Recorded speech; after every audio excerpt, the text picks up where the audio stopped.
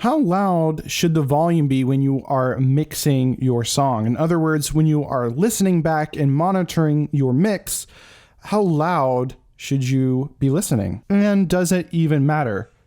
Hint, it actually matters a lot.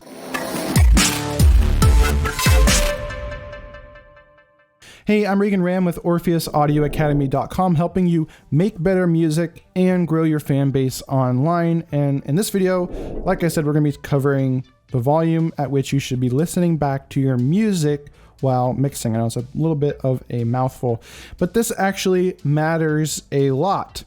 Now I'll get into that, why that matters in a second. But I don't like to keep people waiting to the answer for questions in my videos.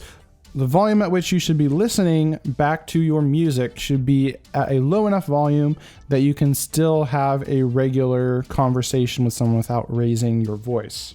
So an average conversation level is around 60 dB. So you probably want to be listening back around in the 50, 55 dB-ish range. So not that loud, but still loud enough that you can still hear everything that's going on. So the reason you want to listen at this lower volume is because it really helps save your ears. So you're not going to be getting ear fatigue as quickly. So ear fatigue is when your ears just start to get tired and you can't really make objective decisions when it comes to mixing. You can't hear the little nuances as well. Everything tends to start blending together and getting kind of mushy, and then you start making mixing mistakes. So one way to avoid ear fatigue is just to take breaks, number one, but also just listen at a quieter volume and not get carried away and turning up the music too loud. And of course, if you're listening to your music too loud all the time, then you can actually have ear damage, which is definitely something you want to avoid. But you don't want to listen at this quiet level all the time. There's certain situations where you actually it's critical to listen at a louder volume. And this situation is when you are equalizing or utilizing EQ on any part of your track. And so when you're using EQ, you actually want to listen back to your music at 85 to 90 decibels.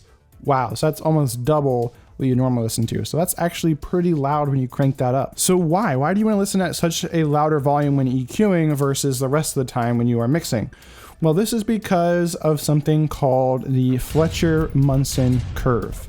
The Fletcher Munson curve is this graph that shows the relationship between volume, frequency, and the human hearing perception.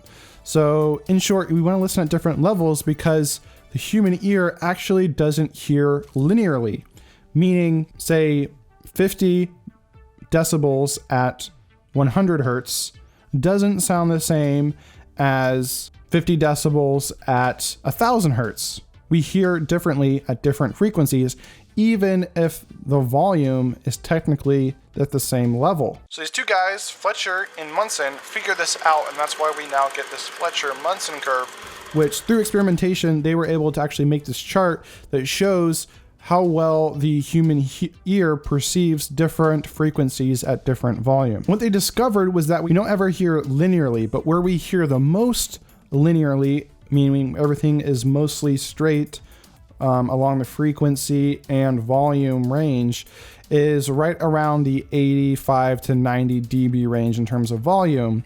And they also found, which is not really relevant to this video, but it's kind of interesting, that we hear the 1000 hertz frequency range the most linearly as well. And if you think about it, you know this to be true, right? You'll be listening to a song, right, at a lower volume, and you can't quite hear the bass very well. So how does the Fletcher-Munson curve impact your mixing? Well, at low listening volumes, mid-range frequencies sound more prominent, while the low and high frequency ranges seem to fall into the background. So if you look at the graph here, you can see that's very obvious here. You can see this, the big curve of the bass sweeping away. So if you're listening at the lower levels here, say like 20 to 40 dB, there's no bass there when you're listening, around the 50 hertz range and below. But at high listening volumes, the low and highs sound more prominent, while the mid-range seems comparatively softer. So yeah, you can see that at the top of the chart, you see the high mid-range there tends to dip down, which is really interesting. And you have to keep that in mind then while mixing, because we can only mix what we hear, but we have to keep in mind that our ears can sometimes trick us. So then if you want to mix at 85 to 90 dB while you're doing EQ, how do you know if you're listening in that range? Well, you can actually download a simple free app that will monitor what dB level you're listening at. I use an app that's just called dB Meter, and when I'm listening back to my music, I'll just set it up at basically where I'm going to be listening to my music while I'm mixing, and it will display what the dB range is. So I can just turn up my volume until I'm at 85 to 90 range, and then I know I'm good while I'm EQing. And then when I'm done, I turn the volume back down. And also, just the more you do this, you just start to know intuitively what the dB range is. Basically, you just turn up the music and you know, okay, that sounds about what it's supposed to be. So in conclusion, yes, listening volume actually matters when you are mixing. Now, if you want to finish more commercial quality songs faster, then be sure to grab my free rapid song finishing checklist in the description below this video. This will give you a simple checklist to follow when you're mixing and mastering so that you know where to go in each phase of the process and you can know when your song is done and ready to be released.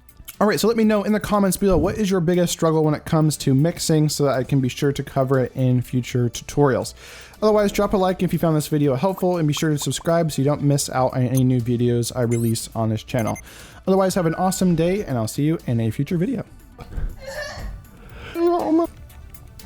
I am almost done, Nasha. I'm almost done.